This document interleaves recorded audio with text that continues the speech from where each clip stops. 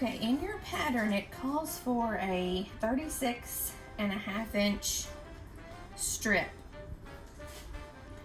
I'm using a jelly roll strip. I'm going to cut it down to 1.5 inches, which is what the pattern calls for. But first I'm going to cut the 36-inch strip. Start lining up with your fold.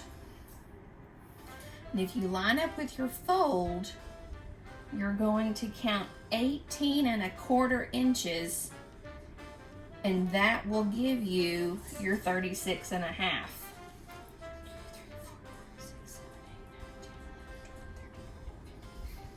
18.25.